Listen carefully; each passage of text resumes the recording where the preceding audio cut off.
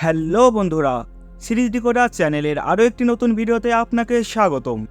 আমরা আজকে নিয়ে এসেছি মাউসের নবম ও দশম এপিসোডের বাংলা এক্সপ্লেন। তো বেশি কথা না বলে চলুন মূল ভিডিওতে যাওয়া যাক। গত এপিসোডের শেষে আমরা দেখেছিলাম বারিউম হেডহান্টারের সাথে দেখা করতে জেলে যায়। নবম এপিসোডের শুরুতে আমরা বারিউমকে দেখি। এখানে গত এপিসোডের শেষ সিনের একটু আগের সিন দেখানো হয়। বারিউম ইন্টারনেট গেটে হেডহান্টার সম্পর্কে অনেক তথ্য জানতে পারে। সে জানতে পারে 25 বছর আগে হেডহান্টার খুনগুলো করত শুধুমাত্র একটা এক্সপেরিমেন্টের জন্য। মূলত হেডহান্টার মানুষের ব্রেন ট্রান্সফার নিয়ে এক্সপেরিমেন্ট চালাচ্ছিল। এজন্য সে মানুষের খুন করে তাদের মাথা কেটে নিত।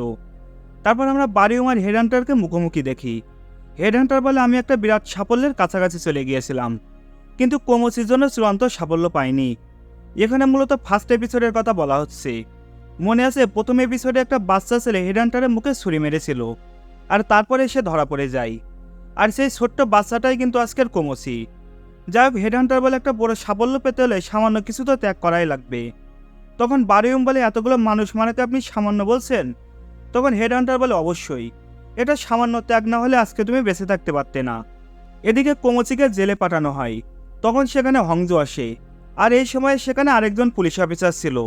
হংজু বলে, সে হেডহান্টারকে খুন করার জন্য জেলে এসেছে, তাই না? তখন ওই পুলিশ অফিসার বলে, এই একটি কারণে সে তোমাকে তার থেকে দূরে রেখেছে, কিন্তু সে তোমাকে অনেক ভালোবাসে, কিন্তু সে চায়নি তার জন্য তুমি সারা জীবন অসহায় হয়ে যাও। অন্যদিকে বারিউমকে দেখানো হয়। তাকে হেডহান্টার বলে, তার একটা সিক্রেট ল্যাব আছে যেটার কথা কেউই জানে না। তুমি সেখানে যাও, তাহলে আমার বিষয়ে সব কিছুই জানতে পারবে। তখন বারিউম সেখানে যায়, আর আমাদেরকে হেডহান্টারের পুরো জীবনী দেখানো হয়। মানে সে কীভাবে একজন বড় ডাক্তার হয়ে ওঠে, আর কীভাবে সে একজন ডাক্তার থেকে হেডহান্টারে পরিণত হয়। হেডহান্টার তখন কেবল ডাক্তার হিসেবে যোগ দিয়েছিল, কিন্তু একজন রোগীকে সে ট্রিটমেন্ট দিতে গিয়ে মেরে ফেলে, কারণ সেই সময় সে তার ব্রেন ট্রান্সফারের এক্সপেরিমেন্ট শুরু করে। তখন আমরা ডাক্তার লিকে দেখি, সে হেডহান্টারের হাসপাতালের একজন ক্লিনার ছিল। একদিন এক পেশেন্টকে দেখতে গিয়ে হেডহান্টার পেশেন্টের হাতে একটা ওষুধ দেখতে পাই, যে তার প্রেসক্রিপ্ট ডাক্তাররা করেনি। তাছাড়া ওই পেশেন্ট ছিল প্যারালাইজড রোগী, হুইল চেয়ারে জীবন কাটাচ্ছিল, কিন্তু ওষুধটা ছিল অন্য রোগের। হেডহান্টার তাকে বলে, তোমাকে এটা কে দিয়েছে? সে ক্লিনারের কথা বলে। তারপর হেডহান্টার ডাক্তার লিয়ের বাড়ির পাশে গিয়ে দেখে ডাক্তার লিয়ের বোনও ওই একই রোগে ভুগছে, কিন্তু সে ডাক্তার লিয়ের দেওয়া ওষুধ খেয়ে অনেকটা সুস্থ। সে এখন অনেক সহজেই হাঁটতে পারে। তখন হেডহান্টার ডাক্তার লিয়ের ঘরে দেখে সে অনেক রিসার্চ করে এই রোগের ওষুধ আবিষ্কার করেছে। হেডহান্টার বুঝতে পারে এই ডাক্তার লি অনেক জিনিয়াস একজন মানুষ। তারপর হেডহান্টারও চুরি করে ওই পেশেন্টকে ওই একই ওষুধ খাওয়ানো শুরু করে, আর সেও ধীরে ধীরে সুস্থ হয়ে যায়। তখন ওই পেশেন্ট হেডহান্টারকে ধন্যবাদ জানায়, কারণ তার জন্য সে নতুন জীবন ফিরে পেয়েছে। কিন্তু হেডহান্টার সবার সামনে বলে, এটি আবিষ্কার করেছে ওই ক্লিনার বয় লি। তারপর ডাক্তার লি আর হেডহান্টারের মধ্যে অনেক ভালো বন্ধুত্ব হয়ে যায়। ডাক্তার লি একটা স্কুলের শিক্ষক হিসেবে নিয়োগ পায়। তারপর ডাক্তার লি হেডহান্টারের সিগারেট ল্যাবে গিয়ে জানতে পারে সে মানুষের ব্রেন ট্রান্সফার নিয়ে কাজ করছে। তখন হেডহান্টার লিকে বলে, তোর ইচ্ছা কি? ডাক্তার লি বলে, ভালো জিন আবিষ্কার করে এই পৃথিবী থেকে সব অপরাধ মুক্ত করা। এরপর অনেক বছর কেটে যায়। হেডহান্টার একদিন জানতে পারে ডাক্তার লি তার স্বপ্ন পূরণ করতে পেরেছে, অর্থাৎ সে তার জিন আবিষ্কার করতে পেরেছে। কিন্তু হেডহান্টার তখনও সফল হতে পারেনি। এজন্য সে নতুন করে আবারও মানুষ মারা শুরু করে। একটা পর্যায়ে সে কোমোচের বাবা মাকেও মেরে ফেলে। তারপরে সে ধরা পড়ে যায়। তারপর সিন আবারও প্রেজেন্টে এসে বারিউমকে দেখানো হয়। সে এখন সব কিছুই জেনে গিয়েছে। মানে হেডহান্টারের আসল স্টোরি, আবার তার মাথায় যে আরেকজনের ব্রেন বসানো, তাও আবার একজন সাইকো কিলারের ব্রেন বসানো। আমরা দেখি বারিউম দেশের প্রেসিডেন্টের বউয়ের সাথে দেখা করতে যাই। তখন আমাদের আবারও ফ্ল্যাশব্যাকে নিয়ে যাওয়া হয়। আমরা দেখি প্রেসিডেন্টের বউ একটা ভিডিও দেখছে, যেখানে হেডহান্টার তার এক্সপেরিমেন্ট করছিল। মনে আছে আগের এপিসোডে হংজু একটা ক্যাসেট পাঠিয়েছিল তাকে। মূলত প্রেসিডেন্টের বউ সেই ক্যাসেটের ভিডিও দেখছিল। তারপর প্রেসিডেন্টের বউ হেডহান্টারকে রিকোয়েস্ট করে বারিউমকে সার্জারি করায়। তারপর সিন আবারও প্রেজেন্টে আসে। বারিউম তাকে বলে তার সাথে কেন এমন করা হলো, তার মাথায় কেন একজন সাইকো কিলারের ব্রেন বসানো হলো।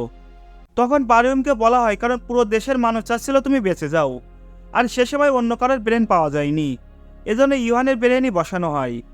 কিন্তু বারিউম বলে, এটা মিথ্যা কথা, আমাকে না বাঁচালে আপনারা ক্ষমতা হারাতেন, এজন্যই আমাকে বাঁচিয়েছেন। তারপর সে চলে যায়। পরের সিনে বারিউম বংজির কাছ থেকে জানতে পারে কোমোচি খুনের দায়ে জেলে গিয়েছে। তখন সে আর হংজু তদন্ত করে খুঁজে বের করে কোমোচি একদম নির্দোষ। সে খুন করেনি, খুন করেছে পার্কের স্ত্রী। এজন্য সে যায় পার্কের স্ত্রীকে অ্যারেস্ট করতে। তখন পার্ক বলে, আমি ভুল করেছিলাম কোমসির কথা শুনে, আমার স্ত্রীকে এখন অ্যারেস্ট করো না, আমি তাকে পুলিশ স্টেশনে নিয়ে যাচ্ছি আত্মসমর্পণ করার জন্য। তখন বারুয়ম বলে, আপনার মেয়ের কবর কোথায়? অন্যদিকে বারুয়ম খুঁজে বের করে যে অফিসার জুলকে পার্কের স্ত্রীও মারেনি, মেরেছে অফিসার জুলের ভাই মানহো। কারণ অফিসার জুল বলেছিল সে পার্কের মেয়েকে মেরে ফেলেছে, কিন্তু আসলে ওটা ছিল এই মানহোর মেয়ে। মানে পার্কের মেয়ে হয়তো এখনো বেঁচে আছে, তবে সেটা কে হয়তো আমরা আরও পরে জানতে পারবো। তারপর অফিসার পার্ক বারুয়মকে ধন্যবাদ জানায়, কারণ তার জন্য আসল অপরাধী ধরা পড়েছে। পরের সিনে বংজে বারুয়মের থানায় যায় তার সাথে দেখা করতে, কিন্তু সে জানতে পারে বারুয়ম এখন বাড়িতে রয়েছে। এদিকে বারুয়মের সাথে কোমসি দেখা করতে আসে। কোমসি তখন মাতাল অবস্থায় ছিল। সে বারুয়মের ওপর অনেক রেগেছিল, কারণ বারুয়মের জন্য আসল অপরাধী ধরা পড়েছে আর তাকে ছেড়ে দেওয়া হয়েছে। তারপর তাদের মধ্যে কথা কাটাকাটি হয় আর বারুয়মের সাথে কোমসির মারামারি বেঁধে যায়। তবে এখানে বারুয়মকে একটু অস্বাভাবিক দেখা যায়। কোমসি তার সাথে কোনোভাবেই পেরে ওঠে না, আর বারুয়ম একটা ইট নিয়ে কোমসিকে মারতে থাকে। ঠিক তখনই সেখানে বংজি চলে আসে, আর এখানে নবম এপিসোড শেষ হয়ে যায়। দশম এপিসোডের শুরুতে আমরা দেখি কোমসি সকালে ঘুম থেকে জেগে উঠেছে। তারপর আমাদের গত রাতে সিন দেখানো হয়। বারুয়ম কোমসিকে মারার সময় সেখানে বংজি চলে আসে। তখন সে বারুয়মের হাতে রক্ত দেখে চিৎকার করে ওঠে। বারুয়ম বংজিকে বলে, দরজায় চাপ লেগে আমার হাত কেটে গিয়েছে। এ সময় অফিসার কোমসি এখানে এসেছিল, কিন্তু সে মাতাল অবস্থায় ছিল, এজন্য তাকে সাহায্য করতে আমি এখানে এসেছি। তারপর কোমসি চলে গেলে বারুয়ম ভাবতে থাকে তার সাথে এমন কেন হচ্ছে। তখন সে হেডহান্টারের সাথে দেখা করতে যায়। হেডহান্টার বলে, আমি একবার একটা শান্ত ইঁদুরের মাথায় একটা ভয়ানক ইঁদুরের ব্রেন ট্রান্সফার করেছিলাম। একটু পরে শান্ত ইঁদুরটা ভয়ানক হয়ে ওঠে আর ভয়ানক ইঁদুরটাকে মেরে ফেলে। মানে সে বুঝিয়ে দেয় বারুয়মও এবার একজন ভয়ানক মানুষ হয়ে উঠবে। অন্যদিকে পার্ক যায় হেডহান্টারের সাথে দেখা করতে। সে হেডহান্টারের কাছে বারবার রিকোয়েস্ট করে তার মেয়েকে কোথায় কবর দিয়েছে সেটা বলার জন্য, কিন্তু হেডহান্টার বলে তার মনে নেই। তখন সেখানে কোমসি যায়। হেডহান্টার তাকে বলে, ইউহানকে মারার জন্য তুমি আফসোস করবে। তখন কোমসি বলে, যদি আগে জানতাম ওটা তোর ছেলে, তাহলে ওর সামনে তোকে মারতাম, তারপর ওকে মারতাম, তাহলে বুঝতো আমার কষ্টটা কি। অন্যদিকে বংজি তার পুরাতন বাড়িতে ফিরে আসে। তখন একজন মহিলা তার সাথে ঝগড়া শুরু করে দেয় আর বলে, এই বাড়িতে আবার কেন এসেছিস? তখন কোমসি ওই মহিলার হাত থেকে তাকে বাঁচিয়ে নিয়ে আসে। তখন আমরা দেখি এই মহিলা হলো ওই আসামির মা, যাকে বংজি সবসময় ভয় পেত। তারপর কোমসি আর বারুয়ম মিলে আবারও মার্ডার নিয়ে তদন্ত করা শুরু করে। তবে এবারও বারুয়মকে দেখে কোমসি হতভম্ব হয়ে যায়, কারণ সে কেসগুলো এমনভাবে সমাধান করছিল মনে হচ্ছিল যে মার্ডারগুলো তার সামনে হয়েছে। যাই হোক, তারা অনেক ইনভেস্টিগেশন করে জানতে পারে লাস্ট হওয়া 3টা মার্ডার করেছে অফিসার জুলের ছেলে সুল, যাকে গত এপিসোডে আমরা দেখেছিলাম। এরপর বারুয়ম ডাক্তারের কাছে যায়। সে ডাক্তারকে বলে তার আবার অপারেশন করে ব্রেন পরিবর্তন করে দেওয়া হোক, কারণ সে বারবার অনেক ভয়ানক হয়ে যাচ্ছে। এছাড়া সে আরেকটু হলে পুলিশ অফিসার কোমসিকে মেরেই ফেলছিল। তখন ডাক্তার বলে এটা সম্ভব না। তখন বারুয়ম বলে, আমার কিছু হয়ে গেলে তার জন্য আপনারা দায়ী থাকবেন।